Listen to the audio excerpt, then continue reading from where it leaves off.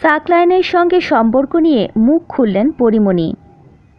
চিত্রনায়িকা পরীমণির সঙ্গে সম্পর্কের জেরে চাকরি হারিয়েছেন ঢাকা মহানগর গোয়েন্দা পুলিশের ডিবি গুলশান বিভাগের অতিরিক্ত উপকমিশনার এডিসির দায়িত্বে থাকা গোলাম সাকলায়েন।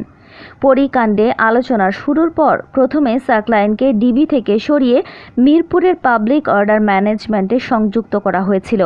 পরে সেখান থেকে তাকে ঝিনাইদহ ইন সার্ভিস ট্রেনিং সেন্টারে বদলি করা হয়। এবার পরীকাণ্ডে বাধ্যতামূলক অবসরে পাঠানো হলো সেই সাকলায়েনকে।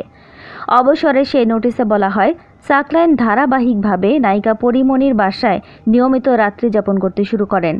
বিভিন্ন সময়ে দিনে ও রাতে নায়িকা পরীমণির বাসায় সাকলায়েন অবস্থান করেছেন বলে মোবাইলের ফরেনসিক রিপোর্ট দেখে প্রমাণ পাওয়া যায়। তবে এই দুজনের সম্পর্ক আসলে কী ছিল জানতে চাওয়া হয়েছিল পরীমণির কাছে। তিনি বলেন, না, এই সম্পর্কটা কি তা নিয়ে তো কেউ আগে কিছু জিজ্ঞেস করেনি। তার আগেই তো এত অপবাদ, এত কিছু, যেখানে সম্পর্কটা ডিফাইন করার আগে এত অপবাদ নিয়ে ফেলছি, সেখানে এই সম্পর্কটা কি তা নিয়ে কথা বলার জায়গাও তো জনগণ রাখেনি। উল্লেখ্য, বিসিএস পুলিশ ৩০তম ব্যাচের এই কর্মকর্তা রাজশাহী বিশ্ববিদ্যালয় থেকে পড়ালেখা করেছেন। অনার্স শেষ করে বিসিএসে উত্তীর্ণ হন তিনি।